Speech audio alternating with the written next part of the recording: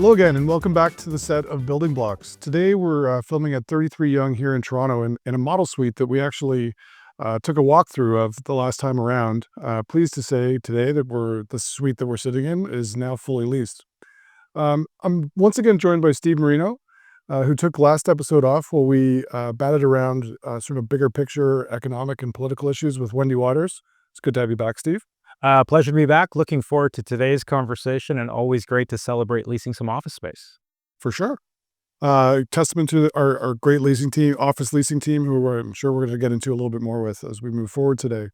A few episodes ago, or maybe it was 2 episodes ago, we spent some time thinking about which asset classes were best positioned to potentially be the best performers of our 4 main asset classes. At the time, I think we both landed on the fact that retail was likely to be, in the near term anyway, the best performing asset class, but left the door open for office to be the surprise to the upside. How do you feel about that today? I probably feel even more strongly today than I did then, and I was pretty bullish back then. I think the question of time and horizon is always an interesting element of that forward-looking element of how you think about your portfolio and where it's going.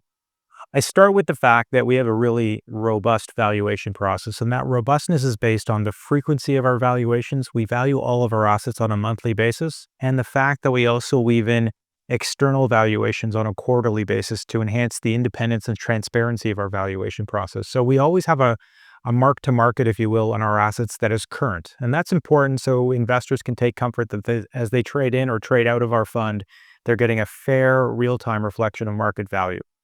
As I think about the journey of office valuations over the last 5+ years, I think about 3 factors that have really influenced values. I think about market rent. It's certainly come down as market conditions have softened. The cost of doing a lease has certainly increased. And so whether that's the investment that goes into the space or the investment into the lobbies or into the amenitization of a building, that has certainly increased. And then lastly, the cost of capital or the discount rate that gets applied has certainly changed over the course of that time. And over the course of that, let's call it 5 years, those 3 factors have generated something like a 50% plus change in value to the negative.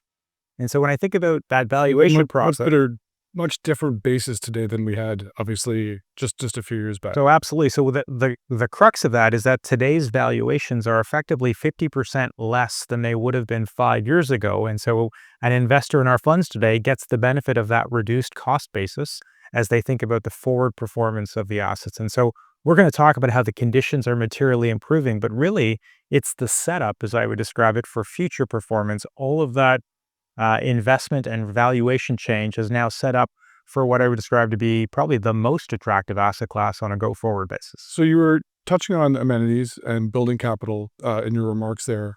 Do you want to maybe expand on that a little bit? Thinking about 33 Yonge here, One Adelaide, other assets across our portfolio that we've put through extensive major capital programs and amenitized in order to be able to compete with the best-in-class assets that are on the market. So it's a great question specifically. I would say value, as the tenants define it, has always been critical. And so as owners of buildings, we certainly have a view of where we think tenants will want to be and what amenities are important to them.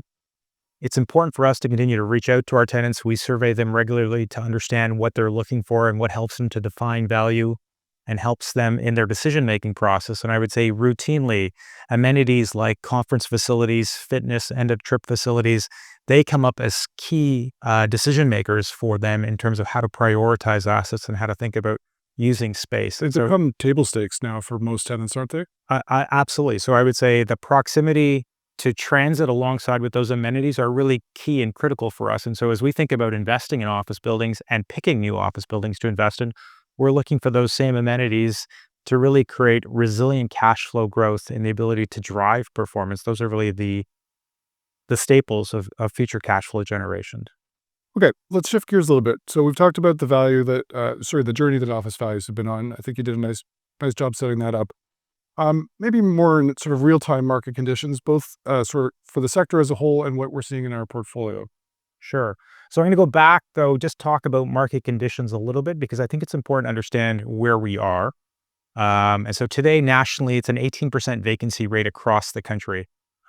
Wind the clock back 5 years ago to Q4 2019, vacancy rate would have been about 10% nationally. What happened over the course of that 5+ years is we saw the delivery of 26 million square feet of new office buildings. Again, somewhat regrettable in terms of the timing, but office buildings take a long time to build. And so you launch a building in one market condition, it arrives in a different market condition, which may or may not be agreeable. We saw 21 million square feet of contraction or reduction in office demand. So tenants were doing more with less, as I would describe it, at least on an interim basis. And then finally, we saw about 8 million square feet of demolition of office space across the country or conversion.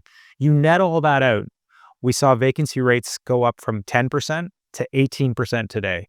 On the surface, that number seems troubling, and I would say that number certainly is elevated. But it's also important to think about this as not being a game of averages. You need to think about where your assets are located across the country and how well positioned are your buildings to compete within the marketplace. And probably the single best example in downtown Toronto is that Trophy Towers in downtown Toronto have a 4.4% vacancy rate, even though the Toronto market as a whole is north of 18%. So tenants are truly valuing quality today more than ever before. And if you can have quality be part of your offering, you're going to be rewarded both in the way of rent and in the downtime that you can mitigate and create cash flow with on the other Yeah, side. so we're sort of circling back a little bit to the valuation conversation, but all of that capital is behind this. Our buildings are amenitized, and the deals that we're doing now with tenants are starting to become more and more accretive because of that. Absolutely. And I think the other important element of the conversation that's real time is the decisions that are going on by a lot of large organizations, including some of the biggest banking organizations in our country, that are mandating return to office a minimum of 4 days a week.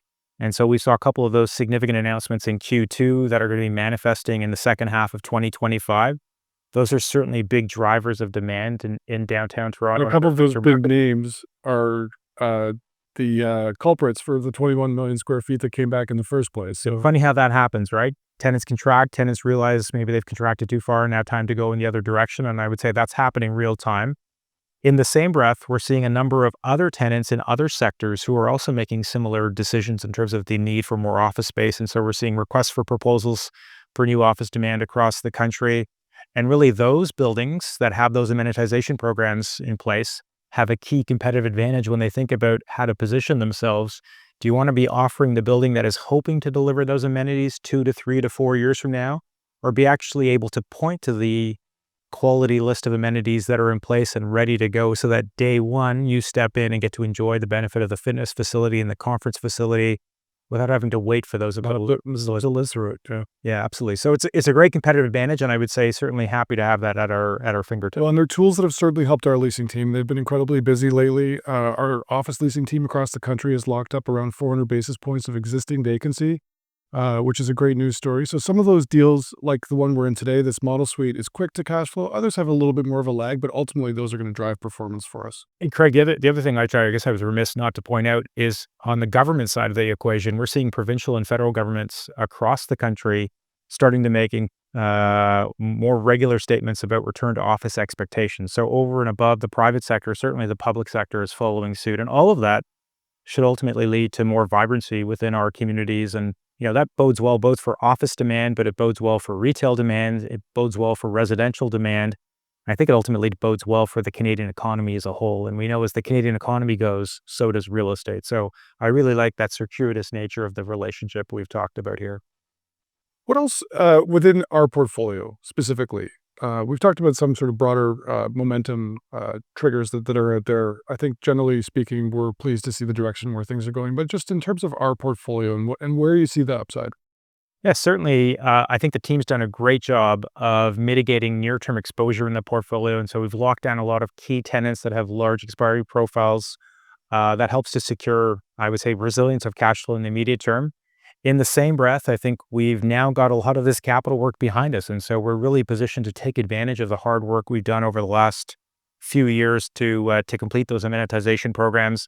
And we're seeing the fruit of that labor real time as, we're starting to be at the top of the list for a lot of lease transactions we're looking to effect. And so that in combination with the strong teams we have on the ground locally and in all the cities across the country in which we do business are combining to create some excellent outcomes for us. And, leasing office space is obviously one of those great outcomes. I think it's important to think about that. Maybe going back to one of your opening questions about office valuations, those valuations assume the downtime and the market rent conditions that are going to be used to ultimately lease space eventually.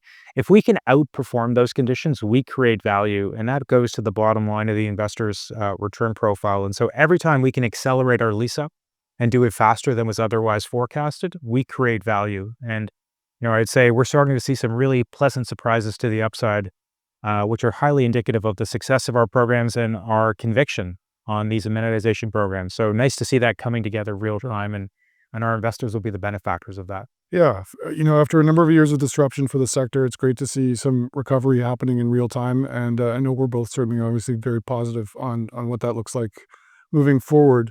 I think you sort of touched on this, bigger issues than just real estate. We need our downtown cores to be fully activated in order for our local economies to thrive, our national economies to thrive. It's critical ultimately for our cores to be hubs for business and fun. And we need more people back downtown. It's good to see that people are starting to trend back that way. Steve, thanks again for joining me this time around. It was great to have you back. Thank you. And that's all for now. We'll see you next time on the next episode of Building Blocks. Cheers.